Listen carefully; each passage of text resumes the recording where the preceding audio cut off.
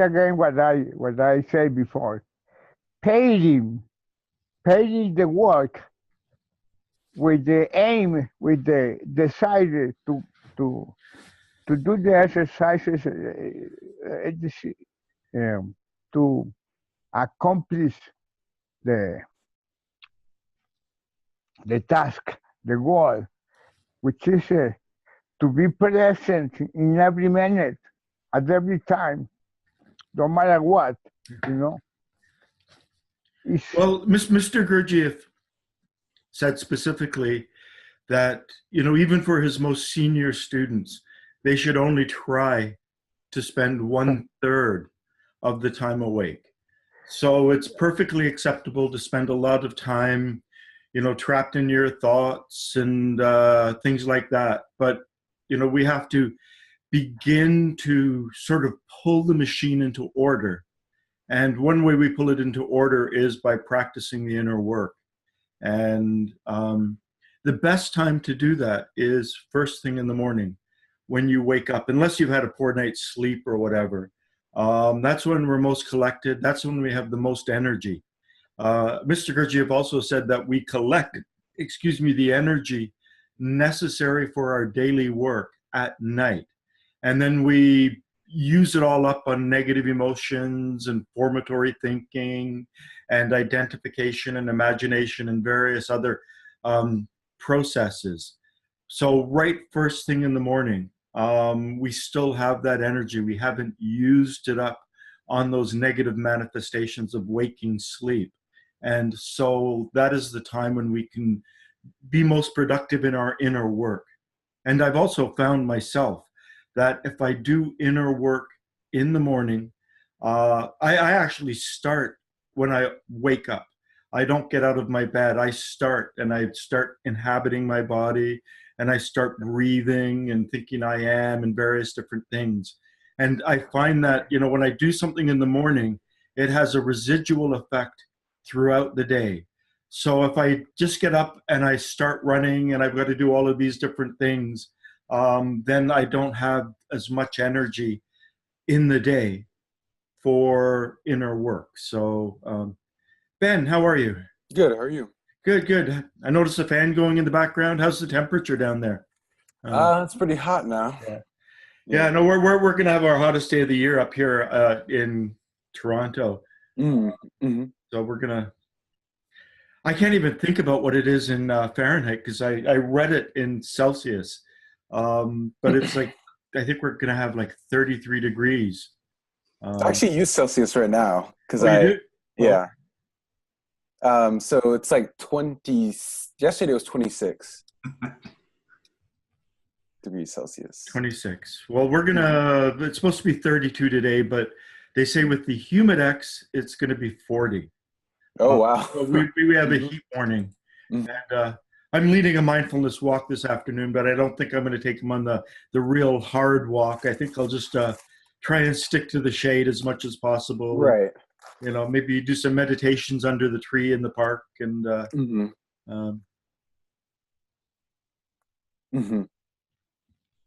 how's it going with you? Pretty good. Pretty good, I would say.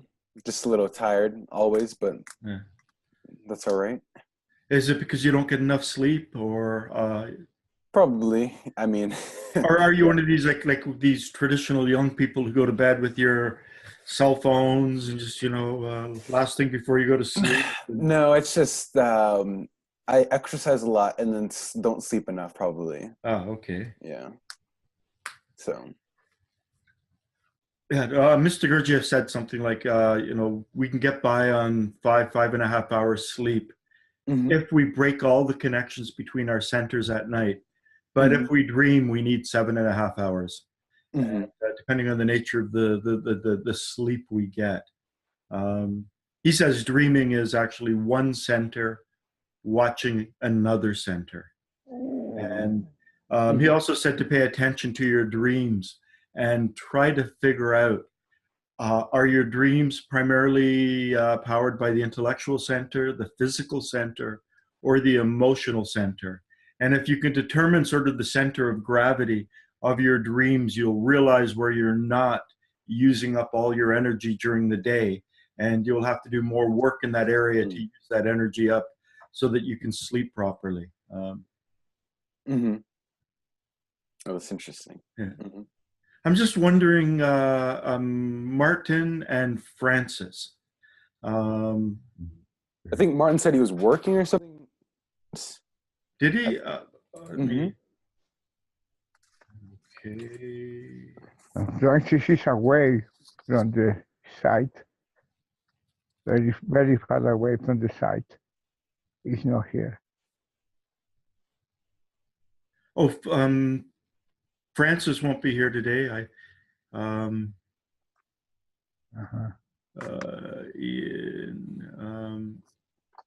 oh yeah, no, okay, so it's just us. Mm-hmm. So how's everyone doing? You know, can we bring our attention as best we can to our body, to our breath, you know, to become aware of our body, to become aware of our breathing, just to ground ourselves in a collected state. Now, something that we should have talked about a bit earlier in the sequence, and I realized just how important it is. Mr. Gurdjieff talked about how we need to become aware of our nothingness. And I have to admit, I have a little problem with the term nothingness, because there's the little nothingness that we can experience at the start of the work, and then there is the big nothingness that we can experience many years down the path. And the big nothingness is the no thingness, where we realize that we are not a thing. So when we realize and we stop identifying with our body, and we stop identifying with our essence, and we stop identifying with any kind of noun, anything that can be, we can talk about as a noun, like a thing, and we realize our no thingness. At the beginning of the work, it's better, the term I prefer is to be aware of our insignificance. And this is also a word Mr. Gurdjieff uses. And another word he uses is non-entityness. To be aware that it's a pretty hopeless situation. Most people live in a state of waking sleep. There's very little difference between the dream state and the waking state. He actually says the waking state is a bit more dangerous, because in the dream state, we're fast asleep. Our body's not moving, but we wake up, and we wake up into this dream-like existence where we're projecting things on the world. We're not seeing the world as it is. It's like we've got these rose-colored glasses on that prevent us from seeing the situation as it really is. And he also refers to the fact that this is an act of kindness on the part of great nature, because most of us, you know, we were really serving as fertilizer, where we're not able to really grow our being. We're not able to see the situation as it really is. And so he said nature, great nature, implanted an organ in us that prevents us from seeing the true nature of reality, or else we would be horrified. There's a metaphor that he gave to Fritz Peters when Fritz Peters was about 12, 13, staying at the Prieuré in France as a boy. Fritz Peters didn't have any choice about going there. His aunt was Margaret Anderson, and she was one of the women involved in the Little Review, which is an avant-garde magazine that was produced in New York City. They actually got charged with obscenity by the US government and were convicted because they published the James Joyce novel Ulysses.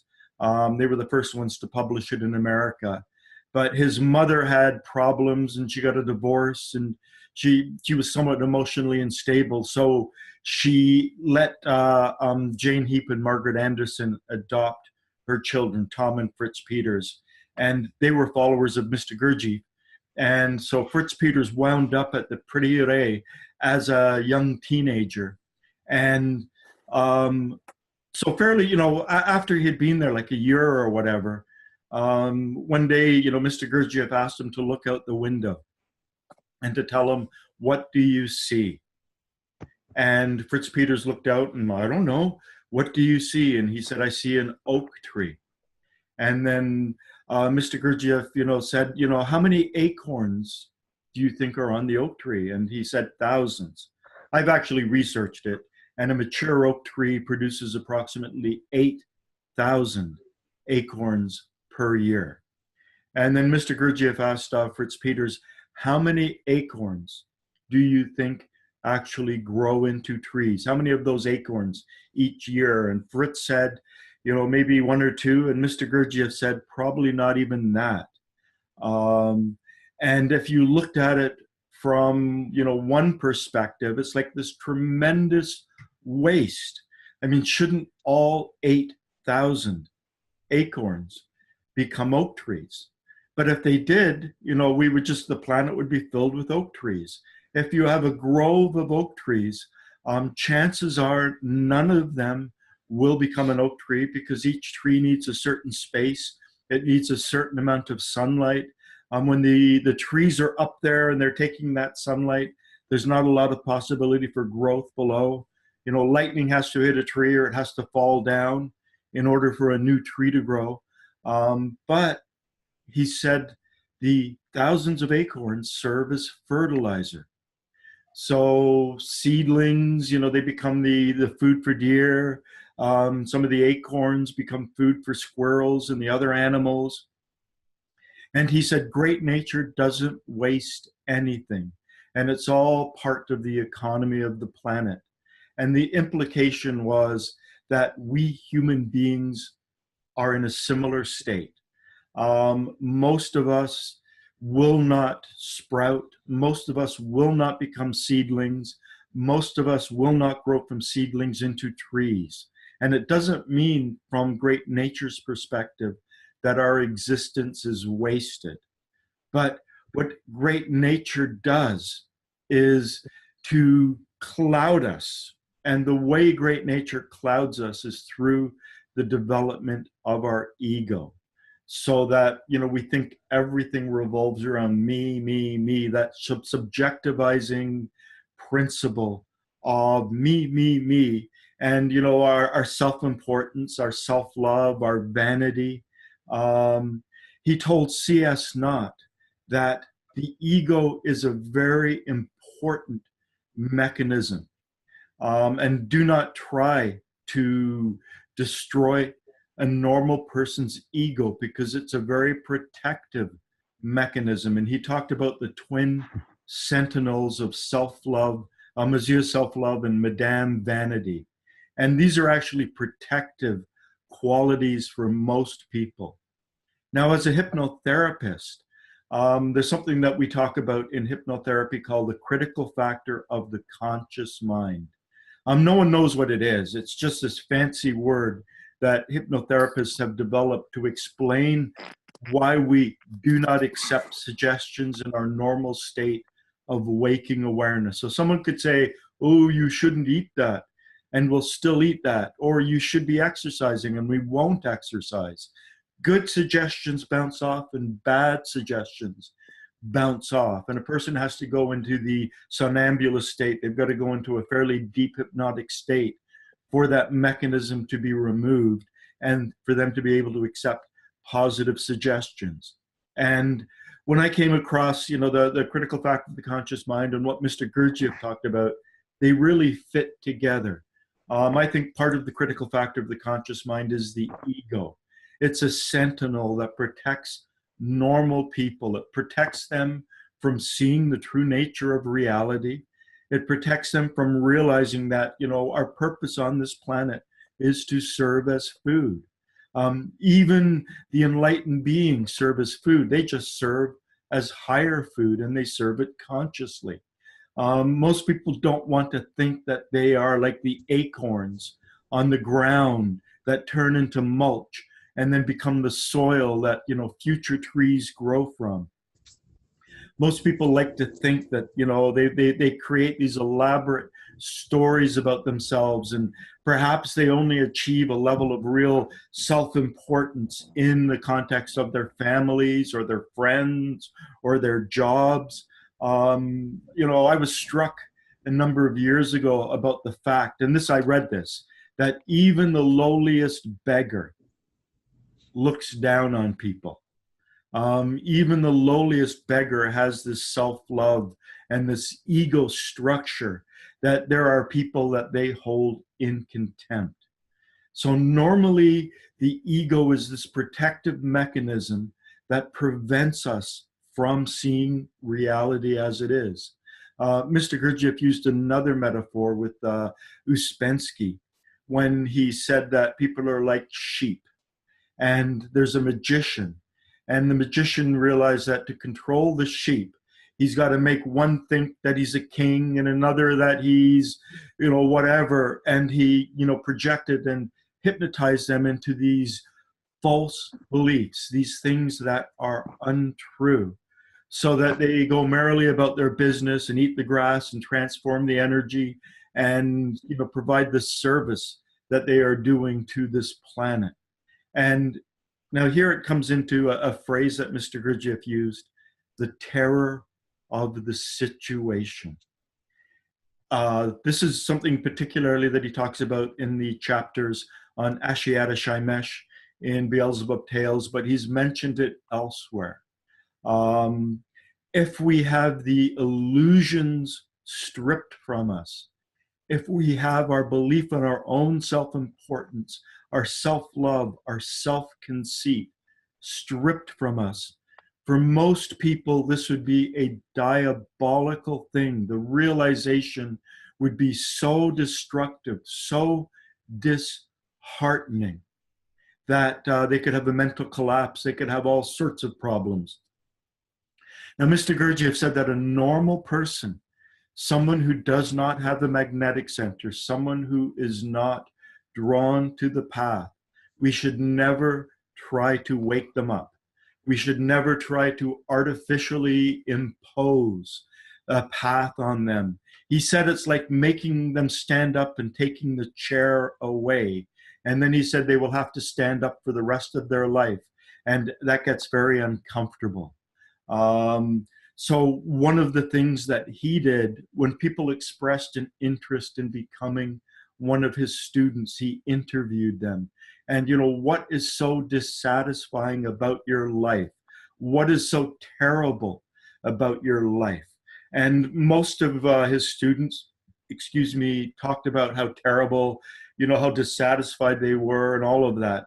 A remarkable one and a very interesting story was Thomas and Olga de Hartmann. Olga de Hartmann, her father was one of the top bureaucrats. He ran a ministry in the pre-revolutionary Russia, but he doted on his daughters. He would take the afternoon off, take them to ballet. So she grew up in a very, very sort of semi-aristocratic household. And Thomas de Hartmann was a composer. You know, he studied with some of the great composers in Europe. He was an officer in the Tsarist court, and he was relieved of duty, not relieved of duty, but he was exempt from duty because of his musical skills.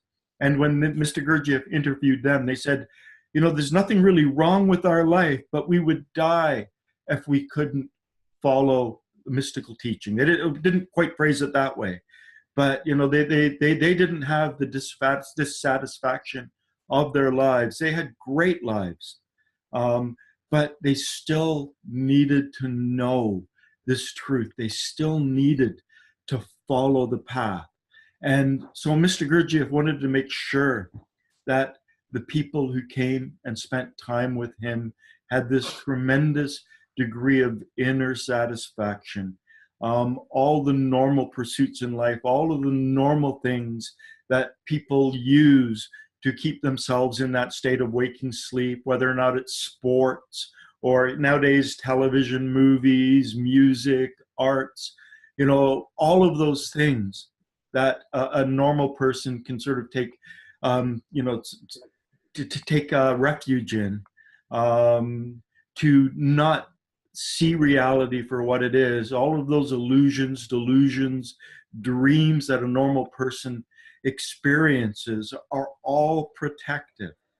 So waking sleep and that dreamlike state is a very, very protective state for most people. It prevents them from seeing the terror of the situation.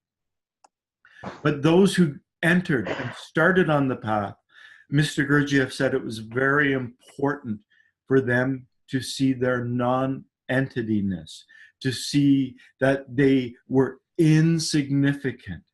In Views from the Real World, there's a talk that, Views from the Real World was compiled by Madame de Salzman after Mr. Gurdjieff died, and she solicited notes that people had taken of lectures and talks that he gave.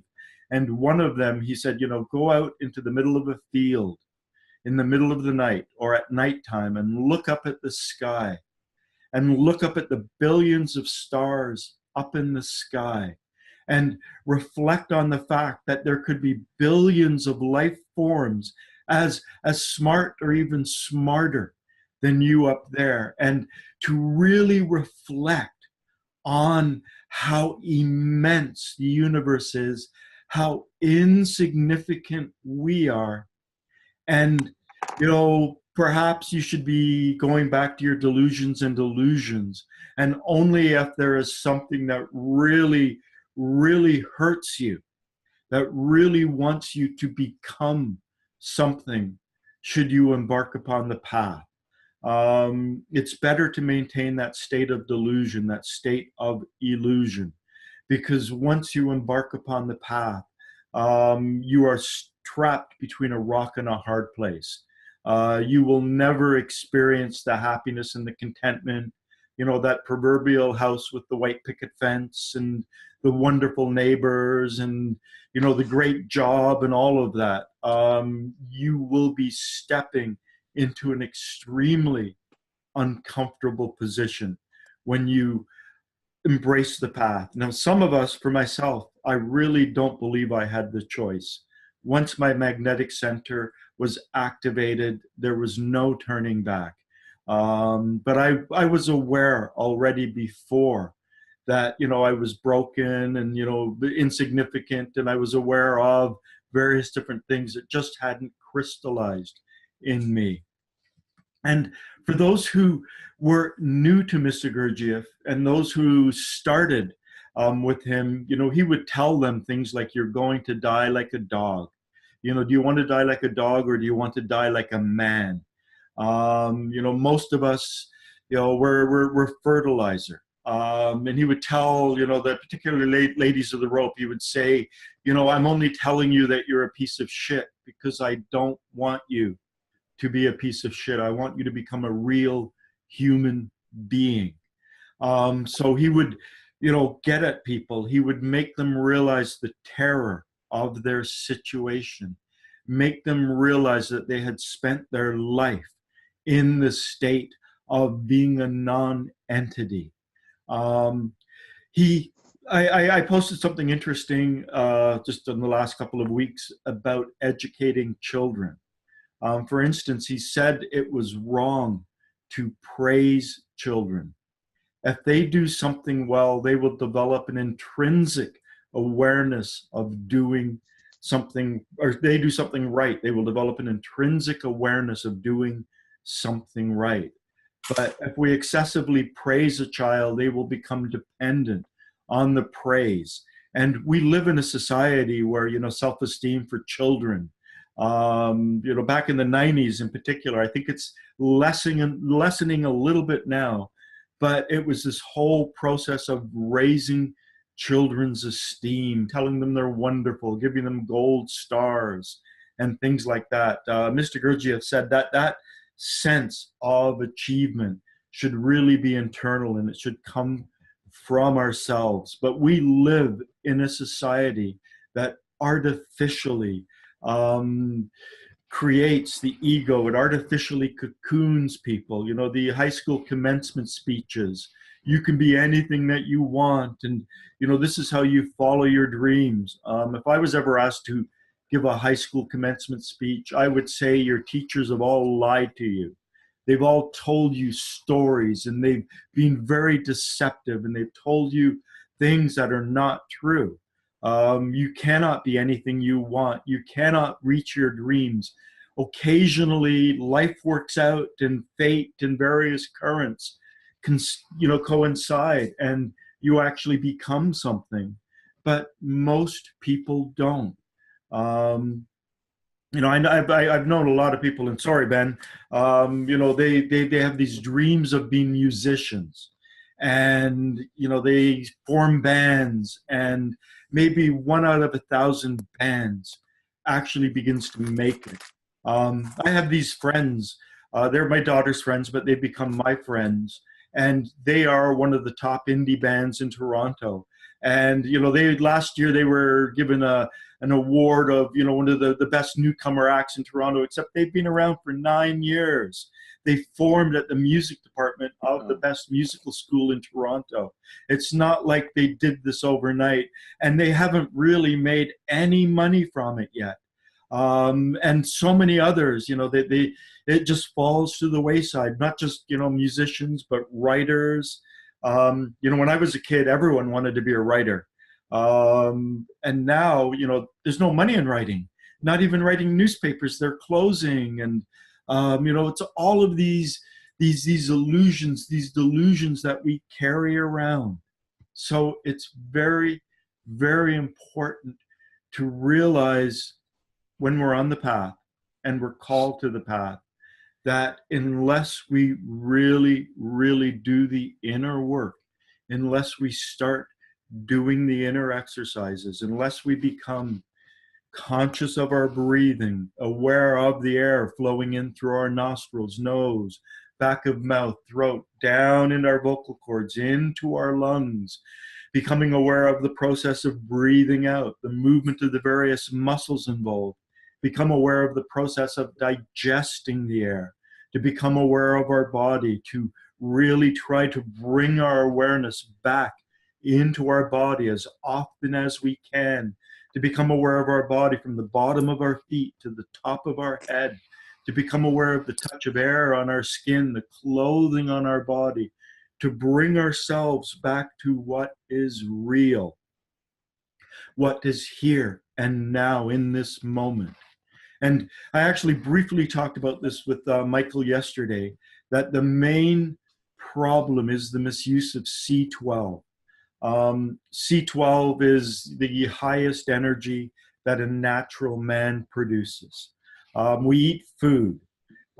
Food comes in as the dough into our mouth, and it meets with the saliva, which is the higher carbon, and then it goes into our stomach and meets the gastric juices. Then it goes into our duodenum, our liver, our cerebral hemispheres, to our cerebellum, and then down into our testes, or ovaries if you're a woman, where it is then transformed into the most refined energy a normal human being can produce. And C12 is responsible for imagination. It's responsible for negative emotions. It's responsible for building sandcastles in the sky. It's responsible for sustaining and maintaining all of the illusions and delusions and dreamlike states that we exist in. And in Search of the Miraculous, the term that Mr. Gurdjieff uses to describe this is vehemence. He said you can taste the misuse of C12 by the vehemence that's hidden in it. And to me, it's even more apparent that behind every use of or misuse of C12 is the ego. It's the me, subjectivizing principle. And the Olympics, for instance, the desire to win gold, the desire to represent your country, you know, the desire to win the Stanley Cup or the Super Bowl or whatever, all sports, particularly competitive sports. At the basis, there's that ego. The ego rules politics, it rules business, it rules the acquisition of money. It's this misuse of this energy. And I once came up with a metaphor. Imagine a spray bottle that sprays out this mist, and you can spray this mist and imagine that you see gold and riches and stuff in it, but the mist just falls to the ground and there's no reality to it.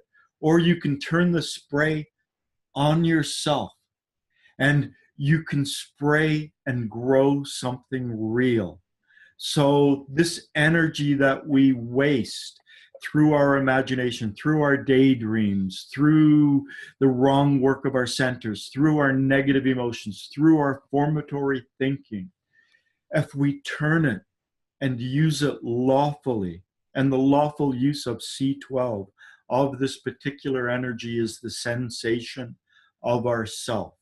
So whenever we become aware of our body, whenever we sense our body, whenever we sense our body breathing, whenever we become aware of the internal sensory perceptions, our esophagus, our stomach, perhaps our liver, our abdomen. I'm sure Michael's feeling that a bit more than normal because of the stomach bug that he's feeling. He's aware more of those internal sensations, or the external sensations, the sensations on our skin, our hands, our feet.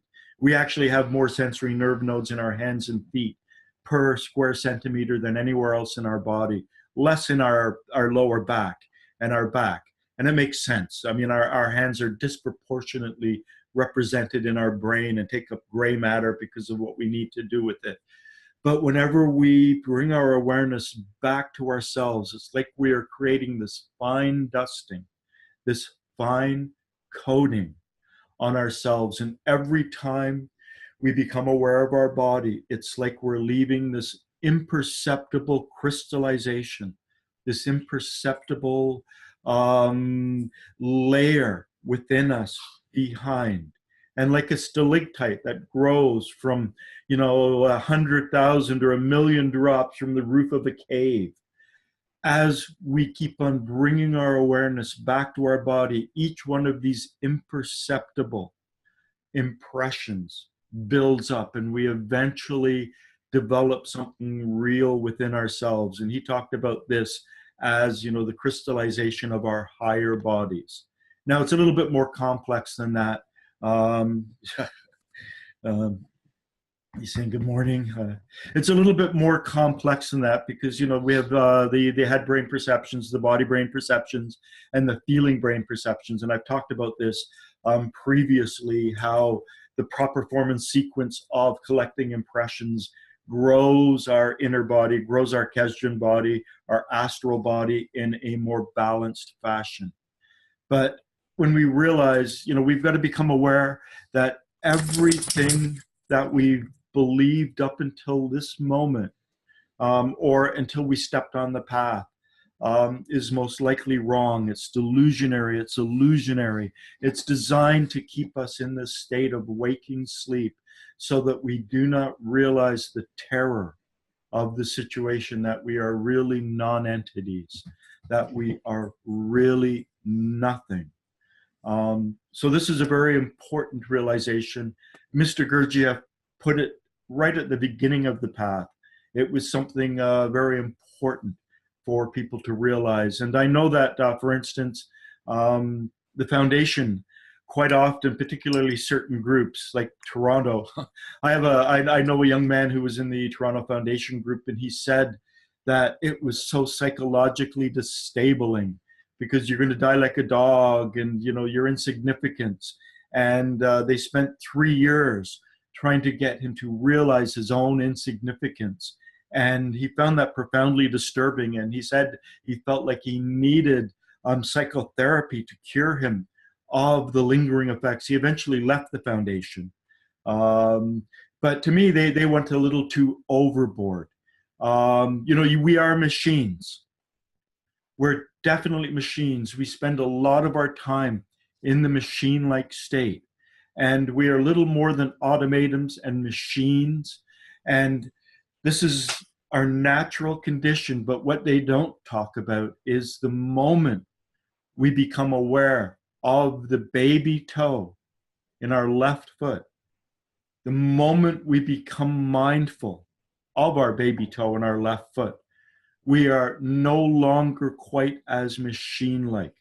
That machine-like state is actually fueled by a specific energy, which Mr. Gurdjieff would have called hydrogen 48.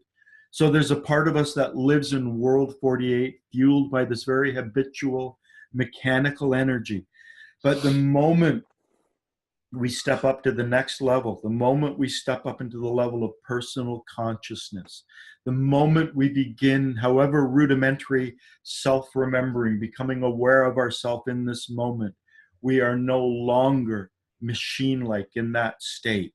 So I always think that it should be balanced with the awareness of our non-entityness, the awareness that we are going to die like any other mammal on this planet. So a dog is a mammal, and we don't have that coherence within us that will really give us something to build on, that we will be like that until we actually bring our attention to ourselves, to be aware of our breath, to really begin to do these things.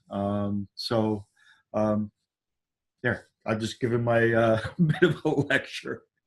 Any comments? I mean, this is so important, particularly, on the path. And I really should have done it in the first meeting.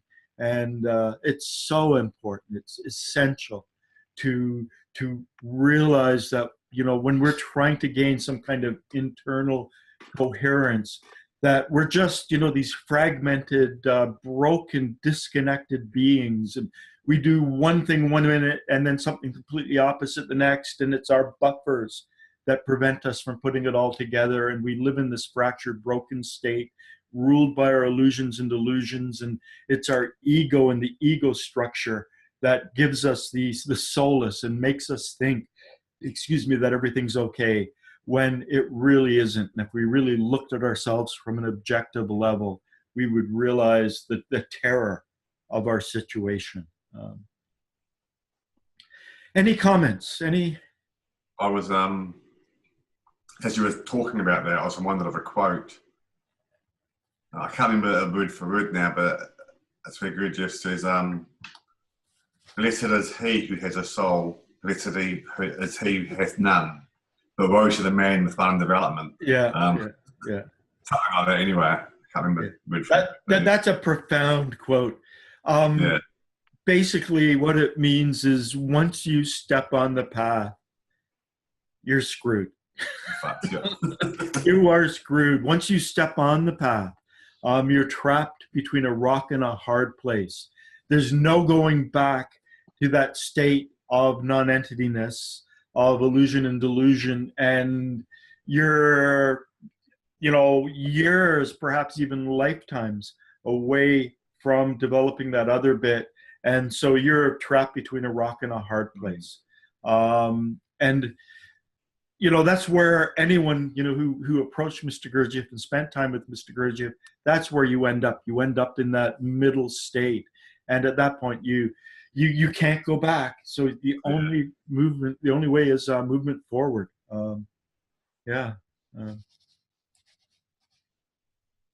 Any other comments?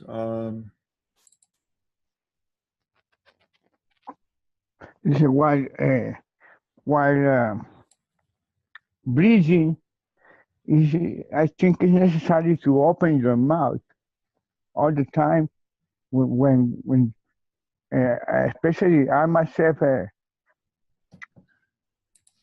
discovered that if I don't open my mouth, I can exhale.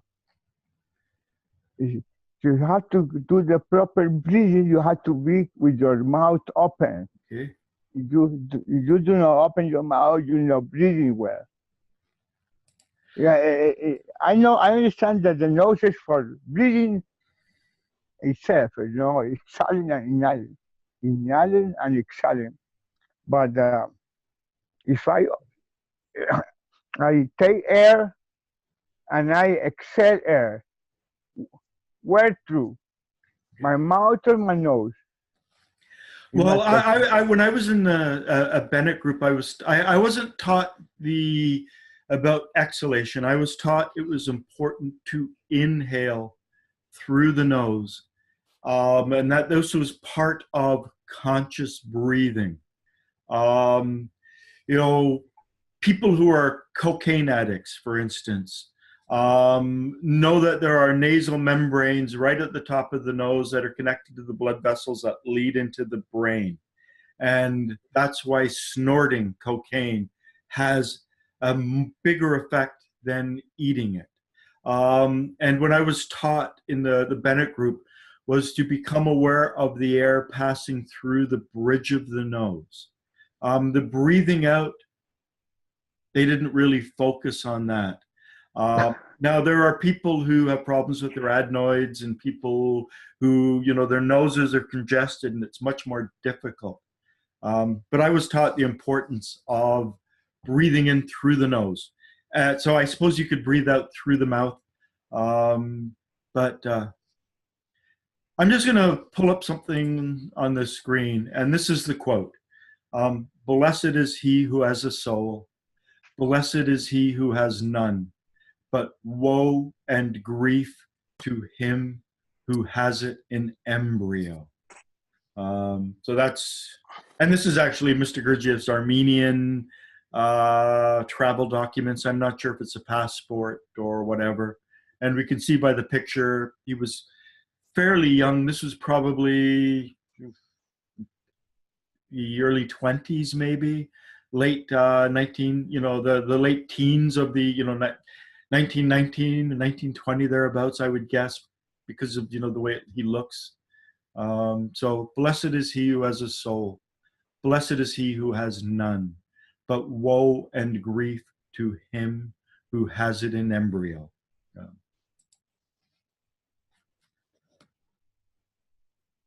But yeah, Guido, I know that, you know, when I've gone to Hindu groups and we've done Om chanting, they've said breathe in through your nose and then do the Om out through your mouth in order to make the sounds. And they talk about that important aspect of bringing the vocalization in. They actually talk about how Om begins in the nasal part of the mouth and then it moves down. So Om,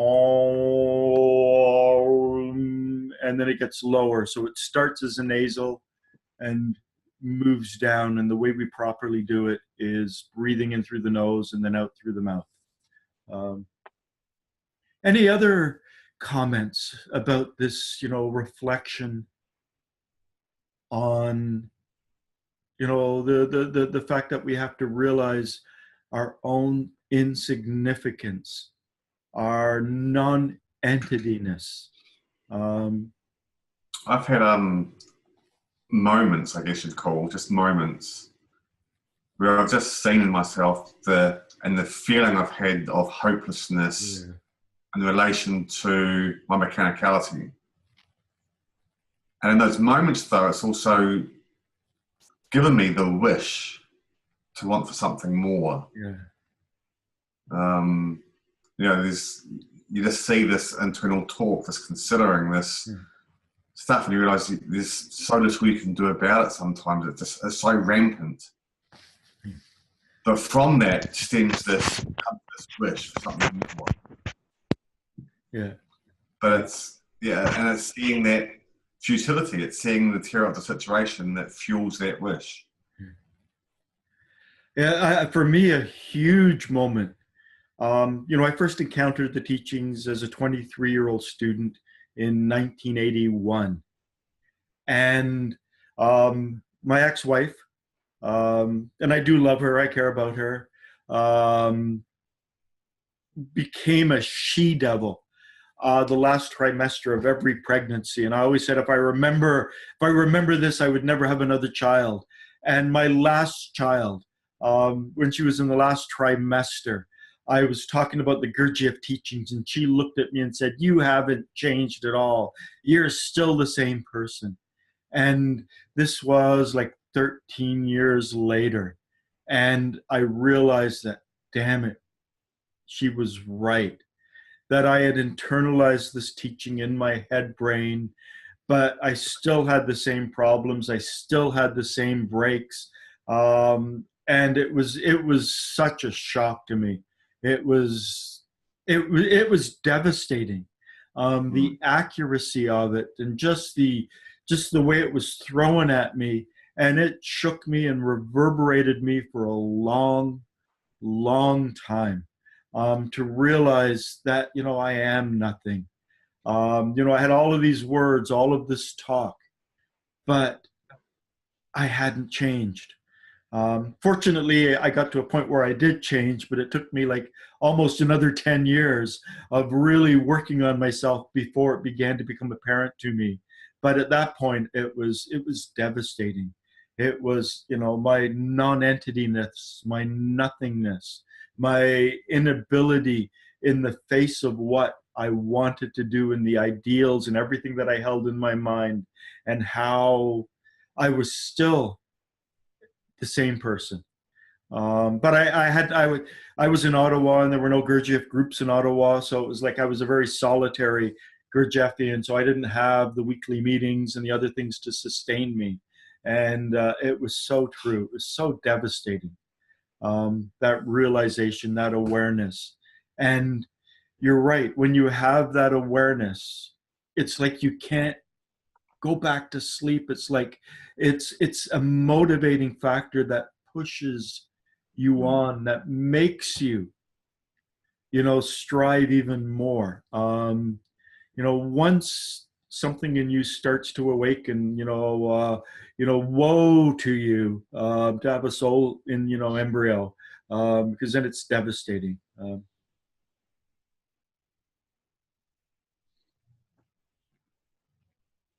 I mean, Guido, when you know, when we came on this morning, you know, right at the beginning, it sounded like you had a bit of an episode like that this week.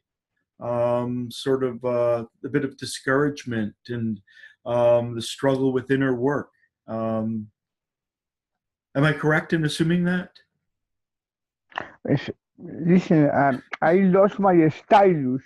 The stylus is the pencil that works with the new tablet. And I'm so worried about it. It costs me $100 to buy a new one. Okay. And I'm really discomfort with that. I just lost it stupidly, you know. I hold it in my hand, get off my car, and just drop it on the street. I'm so fucked up. So you're beating yourself up. Yeah. Yeah. Because I had to spend $100 to buy a new one. Yeah. You know, the negative emotion, when you look at that negative emotion, that's the misuse of C12. And underneath it is your ego. That is being supported, sustained, maintained by your ego. That me, you know, that hurt.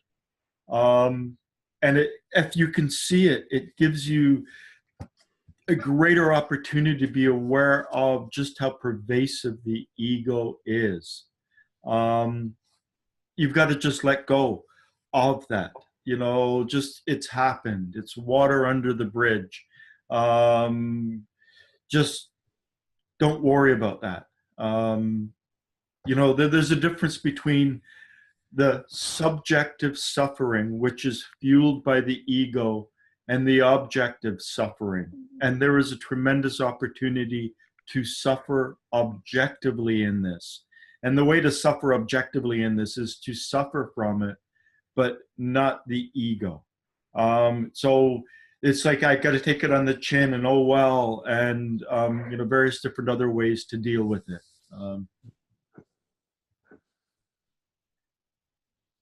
Ben, any reflections yourself on this? You're young, so you're new to the path. I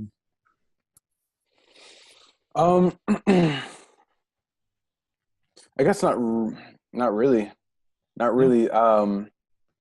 I guess the only thing that I've thought of is what you said about the dreams, and I guess and I think for me, maybe the emotional center is there because my dreams are usually very vivid in emotions and stuff like that. So I'm like thinking like how could I incorporate that more into my life, I guess, or on a day-to-day basis. Well, you have a perfect opportunity because you're a musician. That's right. And I once sort of gave a series of talks in a fall on linking the Gurdjieff teachings to the Bible. This was years ago, and I turned 50 in that process. And I was actually one of the younger people there. The people that I attracted were generally men in their late 50s and early 60s. And I, at the very last, on the 12th lecture that I gave, I did inner exercises after each lecture. And the inner exercise was to experience joy, to really begin to manifest joy. And I led them on this 40-minute exercise where the end was to breathe in joy. And then I said, how many of you were able to breathe in joy? And they all looked at me and went. And then there was one person there. His name is Leroy. And I didn't believe him. I said, Leroy, even you? And he went. And I said, I don't believe that, Leroy. I don't believe that. I see something in you. And he didn't experience the joy. And then I continued having meetings with them. That was up until Christmas. And then we started to meet again in January. And I had rented a room in a basement of a church. And one evening that room had actually been booked. So they bumped us up to a better room.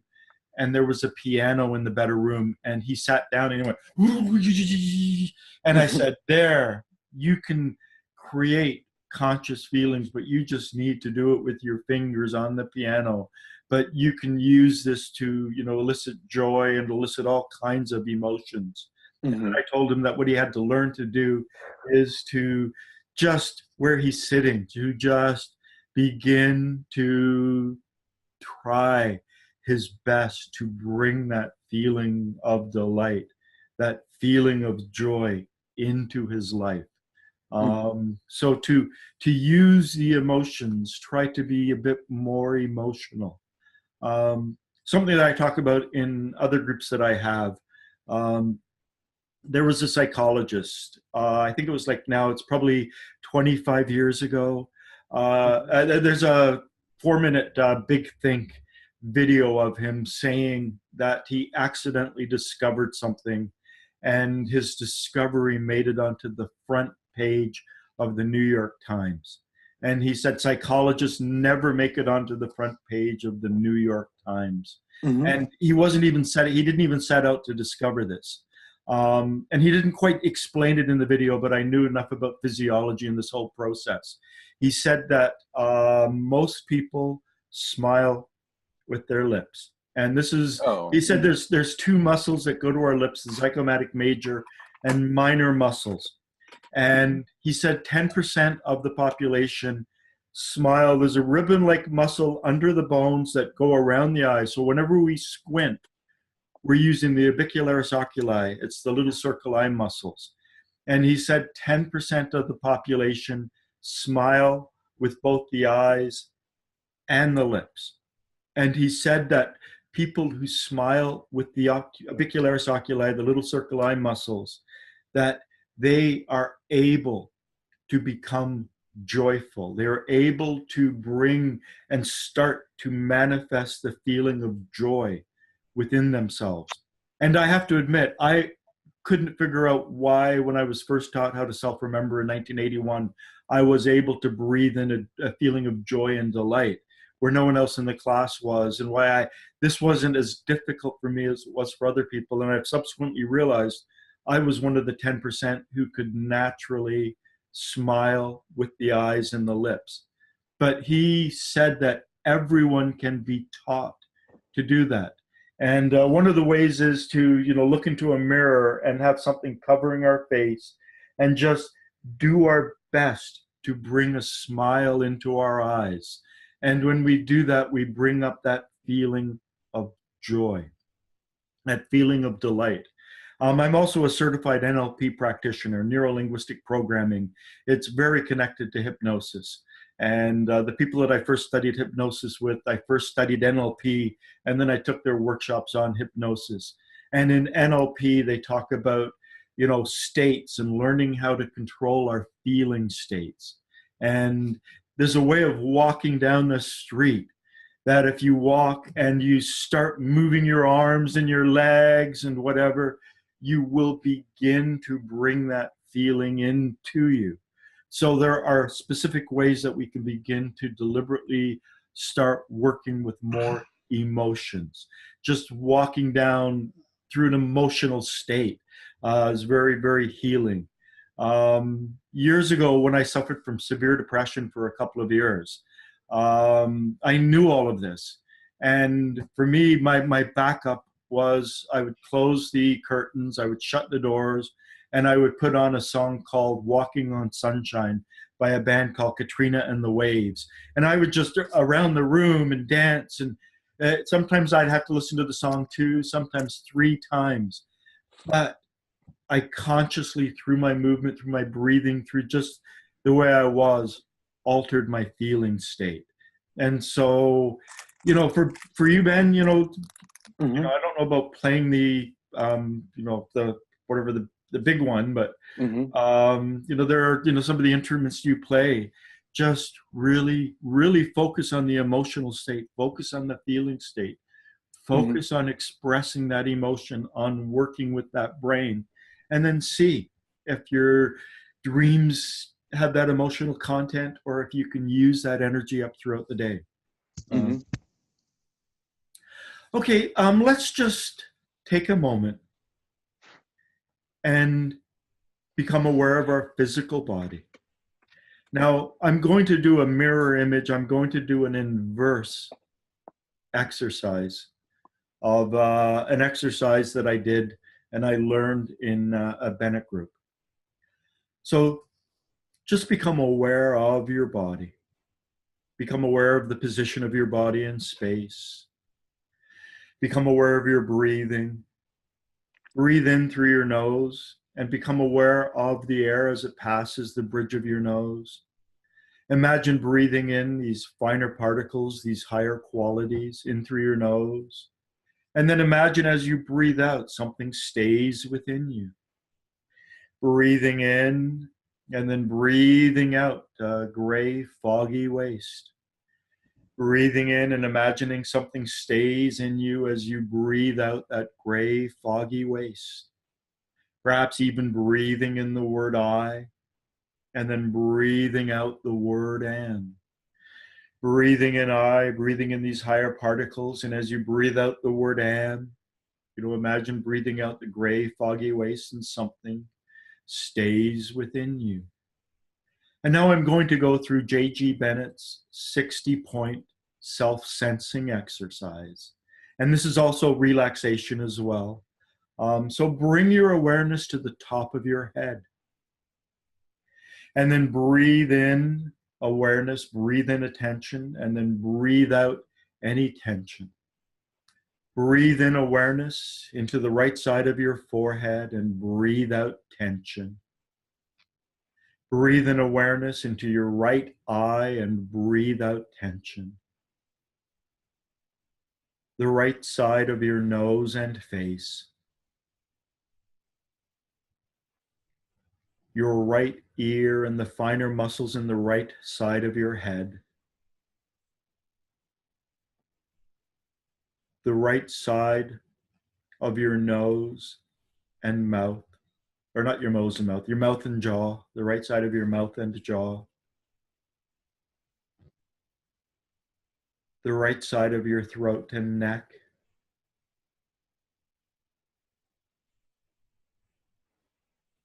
Your right shoulder.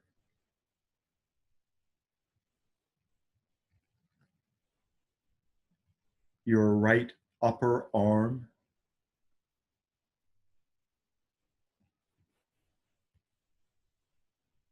Your right elbow.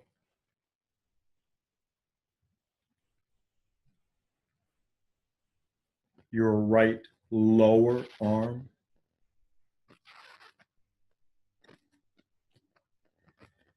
Your right wrist.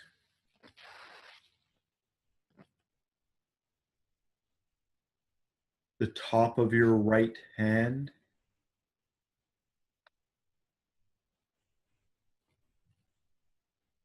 Your right thumb.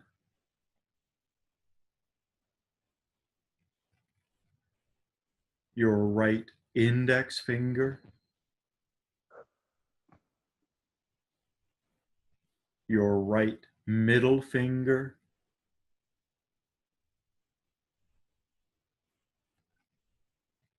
your right fourth finger,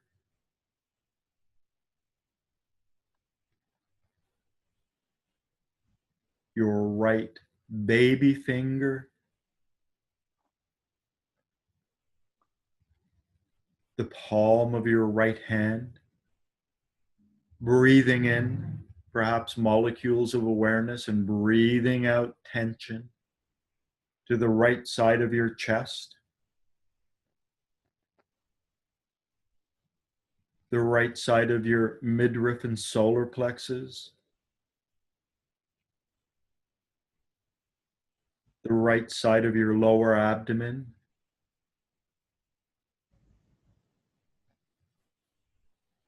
the right side of your upper back and right shoulder blade, the right side of your lower back, your right buttock and hip,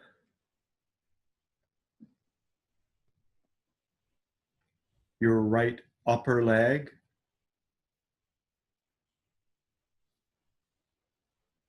your right knee, your right lower leg,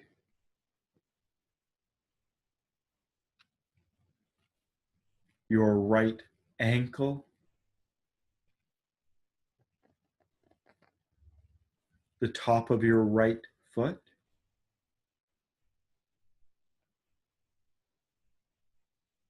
your right big toe,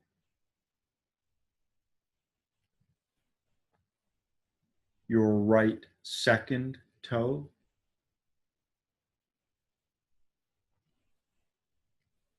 your right middle toe. The next one I have the most difficulty with, your right fourth toe,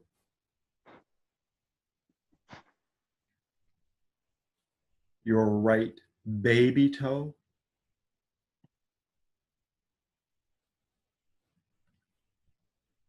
the bottom of your right foot.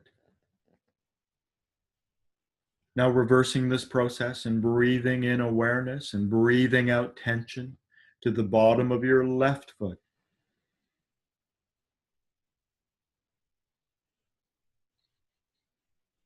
Your left baby toe.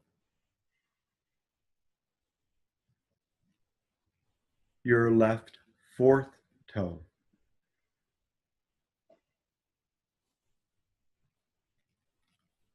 Your left middle toe.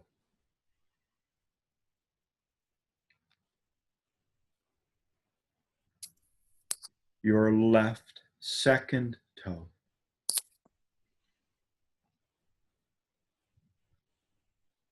Your left big toe.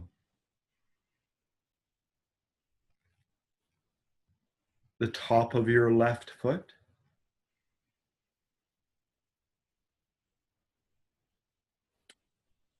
Your left ankle.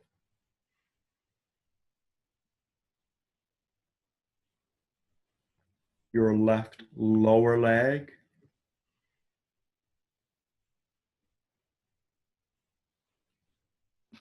Your left knee.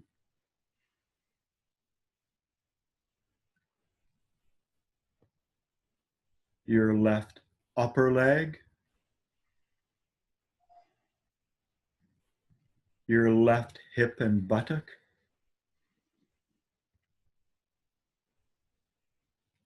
The left side of your lower back. Your left shoulder blade and upper back.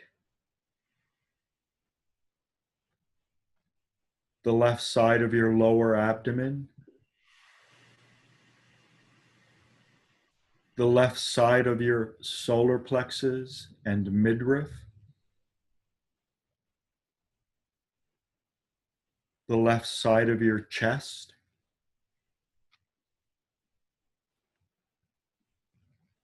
The palm of your left hand.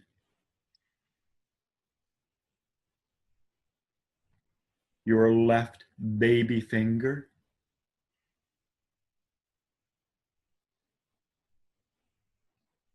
your left fourth or ring finger, your left middle finger,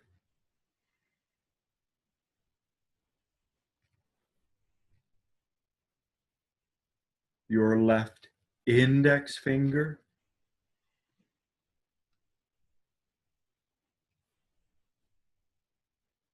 your left thumb,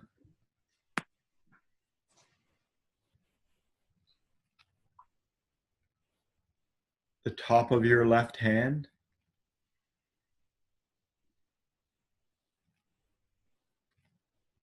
your left wrist,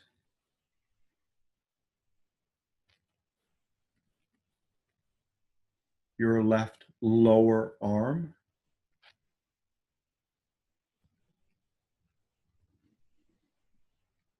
your left elbow,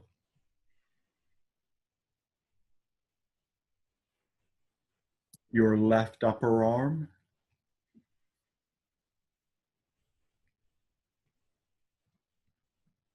your left shoulder,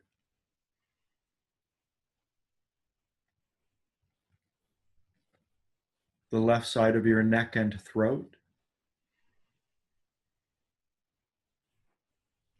the left side of your jaw and mouth, the finer muscles in the left side of your head and your left ear,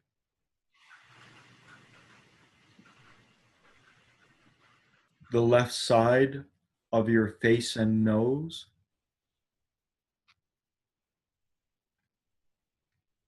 your left eye,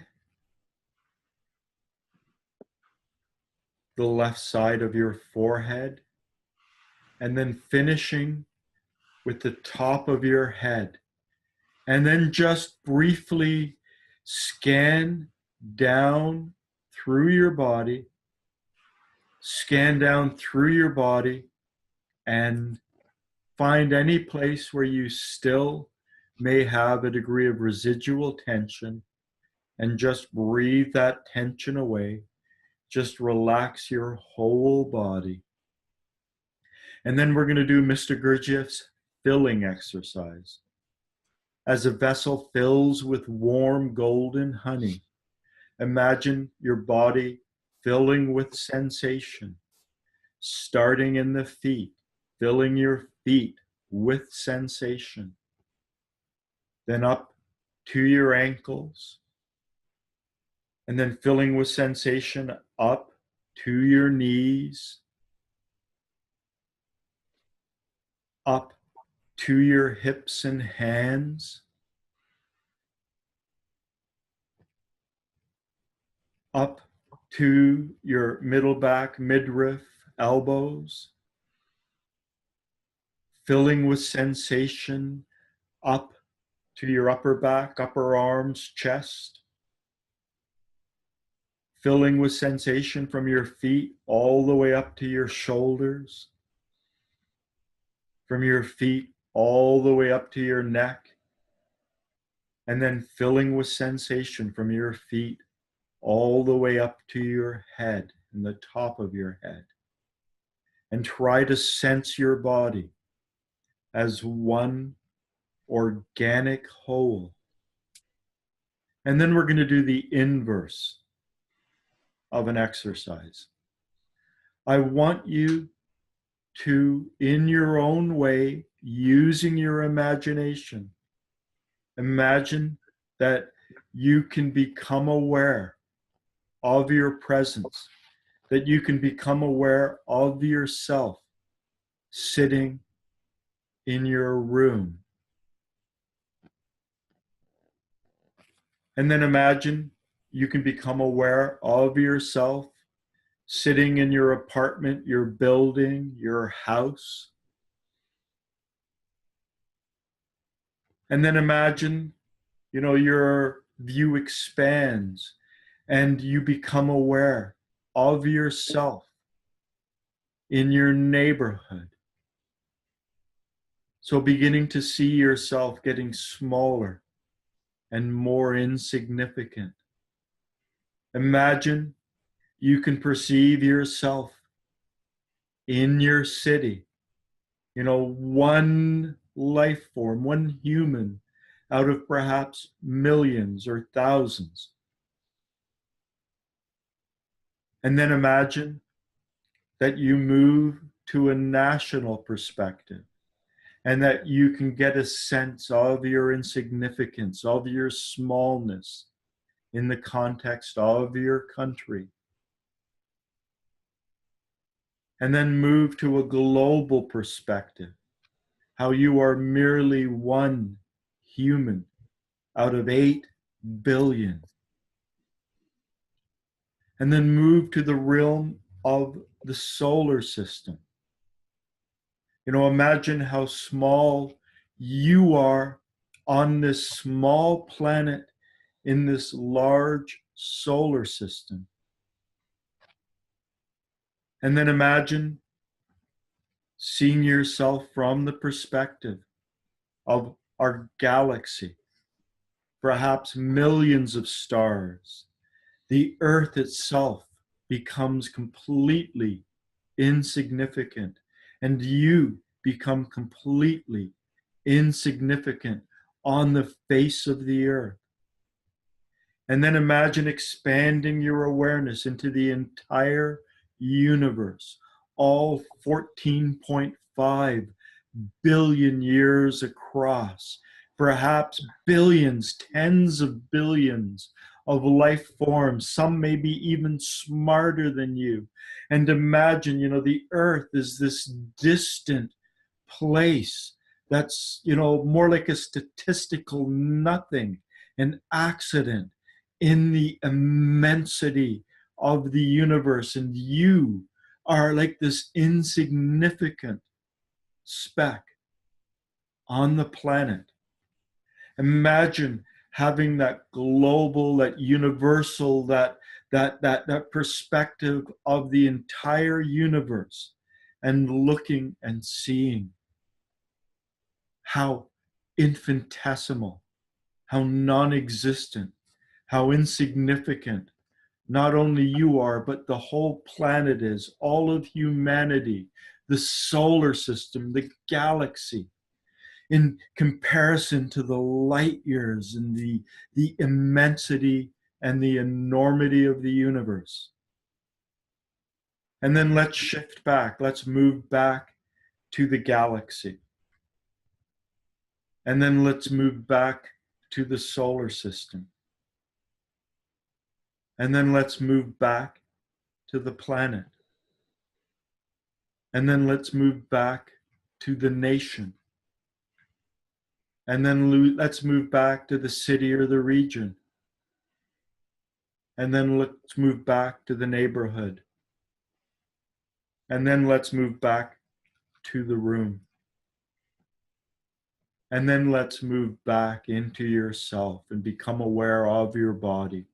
Sense your body from the bottom of your feet to the top of your head. Sense your body from side to side, from front to back.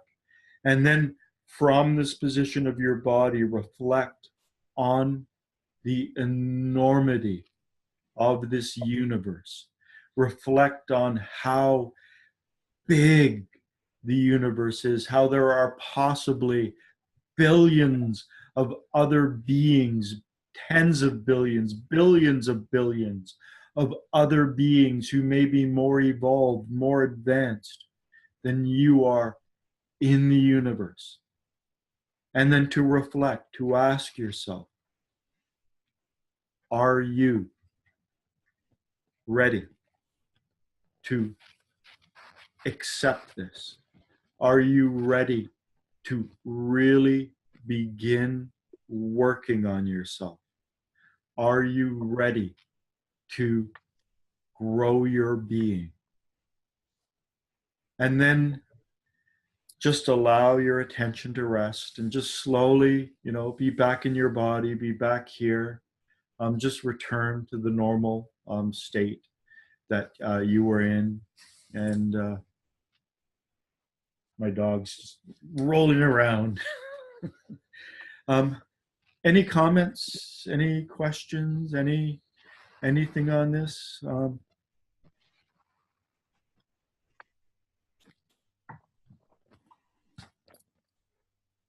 Michael, any comments? No, No. not at this point. Ben, any comments? Nope. No. Guido, any comments? I'm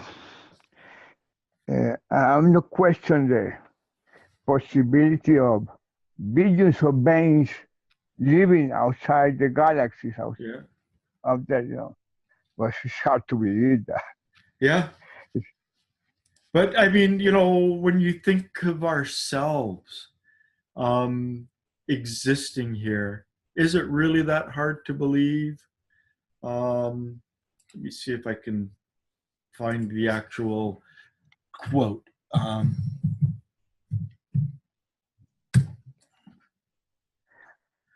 Yeah. We are millions in here in the planet Earth. In the planet Earth, we are a lot of people. Well, how conscient, how aware they are is the question. Yeah. Just give me here. Every seeker dreams of a guide who knows, dreams about him, but seldom asks himself objectively and sincerely, is he worthy of being guided? Is he ready to follow the way? Go out one clear, starlit night to some open space and look up at the sky, at those millions of worlds over your head. Remember that perhaps on each of them swarm billions of beings, similar to you or perhaps superior to you in their organization. Look at the Milky Way. The earth cannot even be a grain of sand in this infinity. It dissolves and vanishes, and with it, you. Where are you? And is what you want simply madness? Before all these worlds, ask yourself what are your aims and hopes, your intentions and means of fulfilling them, the demands that may be made upon you and your preparedness to meet them. A long and difficult journey is before you. You are preparing for a strange and unknown land. The way is infinitely long. You do not know if rest will be possible on the way, nor where it will be possible. You should be prepared for the worst. Take all the necessities for the journey with you. Try to forget nothing, for afterwards it will be too late, and there will be no time to go back for what has been forgotten, to rectify the mistake. Weigh up your strengths. Is it sufficient for the whole journey? How soon can you start? Remember that if you spend longer on the way, you will need to carry proportionately more supplies, and this will delay you further both on the way and in your preparations for it. Yet every minute is precious. Once having decided to go, there is no use wasting your time. And this is from Views from the Real World.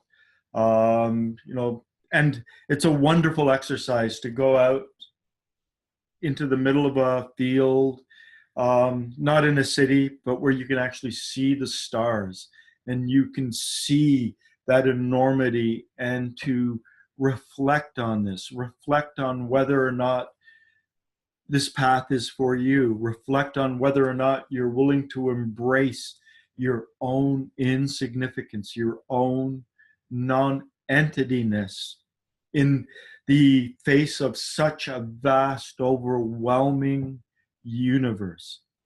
And then if you are, to reflect on how insignificant you are in the face of this universe and how enormous the task that you are really setting out for yourself.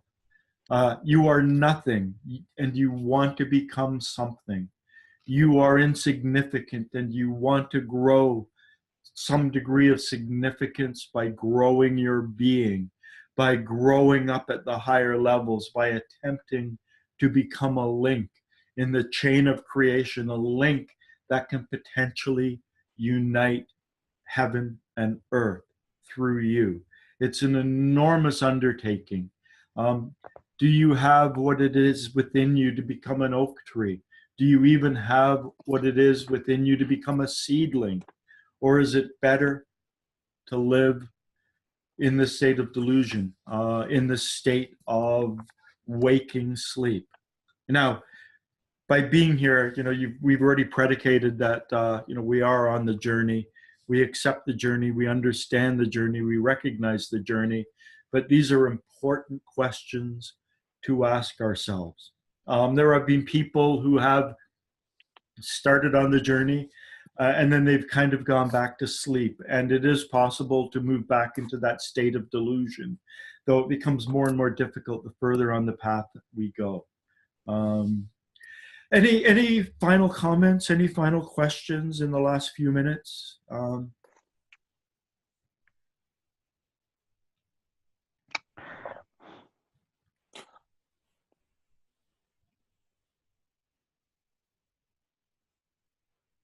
I guess we're all just what center do you tend to lean towards? Myself? Mm-hmm. I tend to lean more towards the intellectual center. Mm-hmm. Or I try to, I really do try, and I do a very good job of it, I think, of inhabiting my body and becoming aware of my emotions. But, years ago, I lived in my head brain. I lived in my thoughts. I lived in my imagination and the associations and what swirled around.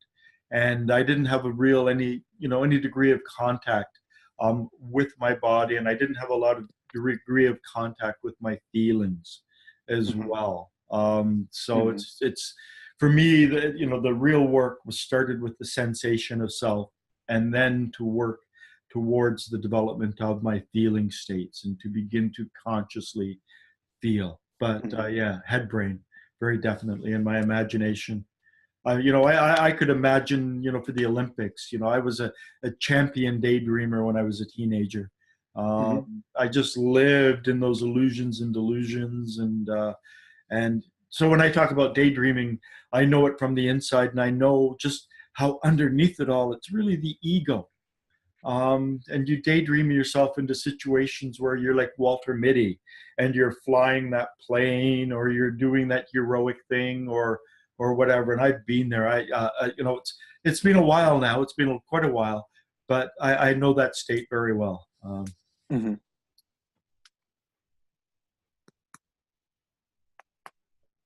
Okay, any other comments, Ben?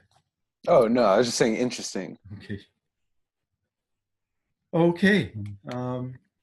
Thank you all for coming today and being here. And we'll talk again next week. Thank you. Okay. Take care. All right. See. Thank you. Okay.